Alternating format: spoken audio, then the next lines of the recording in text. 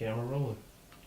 Let's go! It's guy love. Don't compromise the feeling of some other guy holding up your heart into the sky. I'll be there for you through all the lows. I'll be there for all the highs. It's guy love between two guys. That was so gay. It was really gay.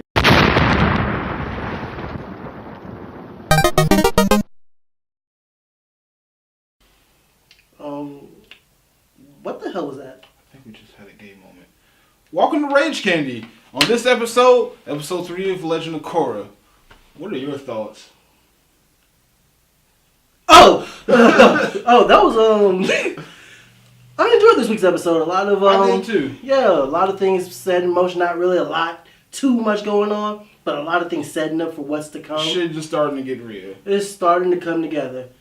Where do you want to start, man? What was your My highlights? Part? Well, personally, I enjoyed seeing Toph be Toph. She's 70 years older, so she's like 82, and she's still as tough as she's ever was. And not missed a beat. Still a badass. A beast. She's still a beast at Badass. Earthbending. She like, oh my god, just seeing her beat up on Korra and her not take Korra's shit.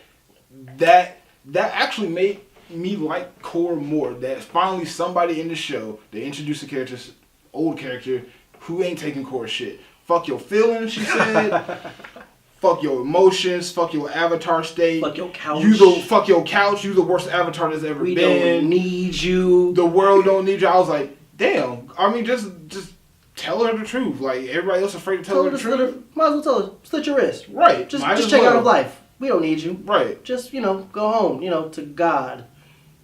Or whatever they have in this world. But yeah, that was my favorite. Seeing Toph, seeing Korra interact with each other, the shit talk Toph did, just like excellent. I applaud you, Toph. And yeah, I like Korra now as a character because she found her equal. Wait a second, you like Korra as a character because somebody else talked shit to her finally? Because it showed that someone's not taking her shit. Like, everybody's been taking her shit so far. For 3 seasons, everybody's taking her shit. Finally, somebody's like, nah, I'm not taking that. Fuck you. You mean somebody good, like relatively good, you mean? Well, just period. Like, who else has done it? Like, I said, I ain't taking your shit. I mean, but that's a villain. I'm talking about, like, just character that's on her side. Tarlock was like, you're half-baked, shut the fuck up, know your role, and shut your mouth, jabroni. He's not a major character like that. But he did do it, though. I guess. And he beat her. He whooped her ass. Even though he bloodbended, but whatever, still in the rules. But yeah. Technically, he was a villain, too, so we can't count him either. Was he, though? Yeah. Was he? Yeah. Really? Anyway, let's get back to the show. What was your highlights? Besides that, because that's obviously, I mean, if you're a fan of the show, you watch the first series, like, oh my god, Tom, the original Beifong. Yeah, she said it. I'm the original Beifong, She bitch. said that shit, hands on the hips. I'm the original Beifongs. My daughters ain't shit compared to me. I was like, damn. Well, yeah. All right. But besides that, the Coronation, Kuvira, from the first episode, I'm like, this bitch ain't playing no games, bro. Like, she just walked up to everybody and said, yeah, I put this shit together. I brought peace to the Earth Kingdom. Yeah, this shit mine. And you try to stop me, we fucking you up. And she got leverage. So Republic City ain't gonna do nothing about it. The Fire Nation, what can they do? Well, nothing really. And the only real people who probably do something, it would be Sue and Zafu, but that's to come. I'm sure that's going to be a battle. That could be a thing, but it's like, I mean, they alluded to it because she said, yeah, you know what's coming to Zafu, but obviously Zafu was small. She's got Ba Sing Se on her side. But she took Ba Sing Se. She's got Ba Sing Se. That's what I'm saying. Kuvira's got Ba Sing Se on her side. What can you do to stop that? It's like, yeah, we got Zafu, we're small for it. Yeah, we got fucking Ba Sing Se over here. Fuck your couch. And the rest of the Earth Kingdom. And the rest of the Earth Kingdom. Ain't nobody's gonna. And she pretty much said, yeah, we gonna have Ozai and 100-Year War Part 2 here if y'all motherfuckers step in our territory.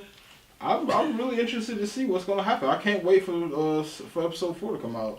Now, I really like how Kavira put Prince Wu in his place. I hate Prince Wu, but at the Coronation, she was like, "Oh, this man has no authority. Fuck this nigga." And I was like, "Oh, okay. Well, the royal brooch means nothing, I guess. So whatever." But it's been clear from the jump that he had no authority. He just happens to be part of a royal bloodline. She's actually doing the work, and that's something that was very interesting to me about this episode. Is that we always see that? Well, not always, but the past couple seasons, we've seen Bolin and Mako kind of be on different sides of the fence on certain things.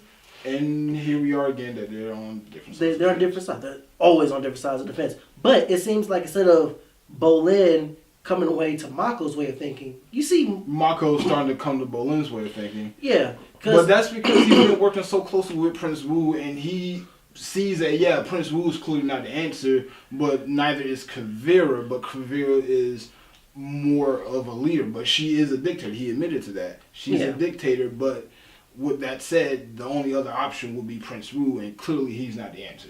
Yeah, but I mean, he's clearly just a pawn in Raiko's game.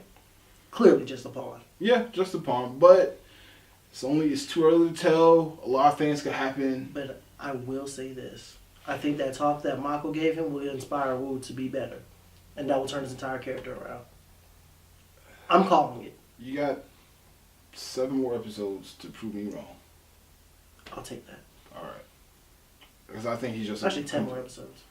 10 more episodes. Also doing 13? They're doing 13. Okay, 13. But, all right, you got 10 more episodes to prove me wrong. I think he's just going to be a side character, and that's it. And Kavira and Korra are going to get into their thing, and somehow Janora's going to save the day again, and then that's the end of the series. That's what I think is going to happen. Speaking of Janora now... Yeah, speaking of Janora, 3 episodes in, and she has yet to get the speaking line. Milo has more lines. They need to give Milo all the lines. Everything he speaks is gold. Yeah, I agree with that. But Janora is supposed to be this powerful character now. She's supposed to be like second in command of the Air Nation, and she don't get no lines. I mean, there's been a lot going on. For the most part, in this point in the series, they've been playing a lot of catch up. So for them to kind of throw her in there in the midst of everything that's going on, and not yet to really give her much to do, I can understand that. Maybe, but I mean, well, yeah, because you got to deal with Korra. They're dealing with Kuvira, building her up, catching up with Team Avatar, what they've been doing. So it's a lot of moving parts going on, and Janora's never been considered necessarily a main character. Are you serious? Not necessarily. I mean, half of season 2 and a huge chunk of season 3 was her. Half of season 2, yeah. I mean, she was kind of there, but then again, a lot of people were there. I wouldn't consider her as on level, on par as a character as what Tenzin is supposed to be. But she has been what Tenzin was supposed to be. She's Korra's spiritual guide. You think she is? Yeah, she guided Korra into the spirit world. I mean, granted, she got lost in there. That was one time. Yeah, but Tenzin isn't as in tune to the spirits as Janora is. Thus, Janora took on the role as Korra's spiritual leader. Role in the story, I will admit, but to say that she's like a main character... I mean, no, I'm not saying she's a main character. I'm saying she's a major character. Yeah. I mean, I know she's a side character. The only main character in the story is clearly Korra. Yeah, that's what I've been saying. She's not a main character. She's a major player for sure. I mean, arguably, she's more powerful than Tenzin. Has she displayed it really? I wouldn't say that. No. I wouldn't. Well, she has minus the actual projection. That was bullshit, by the way. I like it. Whatever. But minus the actual projection, I don't think she's as powerful as her father, as far as just straight airbending. Yeah, I mean, they alluded to she straight out said that I'm as powerful as you. I can do everything you can do, and the spirit stuff that you can't. That should be a battle. I want to see them just. I mean, it's probably sparring, but I want to see them go at it just because of that. But you're right. I do remember that. Yeah. Now, even though she hasn't displayed it. She hasn't displayed. Besides the spirit stuff. Yeah, she's mostly displayed the spirit stuff and how ham she can go with that. Yeah. And I think she has a bit of Rava still in her. I don't know, but that's just me thinking things out loud. Now, there was a set. Now, at the end of the show, they had that piece of the spirit wild tree, and they put it into the laboratory, and it was like working on this top secret technology that's going to change the world. What are your thoughts on that? I'm curious as to see what they're going to do with it. From what I've seen with the trailers, I think they're going to maybe infuse the spirits with the robot armor dude things that Sony's company came up with. Spirit powered robots. Yeah, spirit powered robots. What do you think?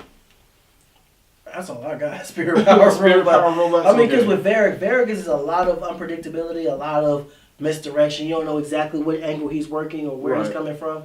But we'll see. We'll see.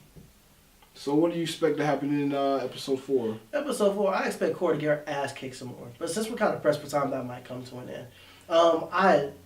I appreciate the explanation that she's carrying metal in her body and that whole which thing makes sense. this weighs her down, which means, okay, you're physically not healed and you're weighed down. So that's kind of like, okay, well, duh. That makes sense. But I also like the fact that Toph alluded to the fact that she's mentally using it as an excuse. Yeah, because she is. I mean, she is. Korra's having a pity party. And that's why I don't like Korra. She's all up in her feelings and like, oh, what about me and all this and that. Here we go with this again. I understand you, Korra.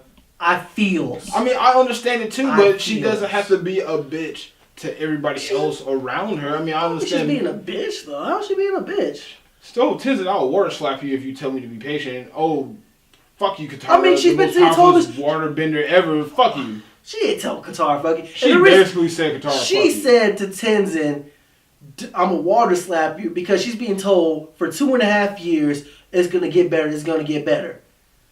She needs to be patient and see and trust. She was poisoned by a madman. She's the most powerful being on the planet. Don't let that get to you. Don't let that get to you. She was poisoned. You gotta take it. She was crippled. You gotta take that shit on the chin. The big toe. It was a thing. You gotta take that shit on the chin and just keep going. Oh, you still gotta be the Avatar. She didn't take it to the chin. She took it to the whole body. She was poisoned. She couldn't move. She was in a wheelchair. Pity party. There you Pity go. party in a fucking wheelchair? Are you crazy? Pity party. Go enjoy. I'll put you in a wheelchair and see how that turns out. Let me see you being high in your spirits. Oh, I'll be high in my spirits because I'm in a wheelchair. That made no sense. That made no sense. I'm glad you caught that. Yeah. But anyway, this is Rage Candy. We'll see you next episode.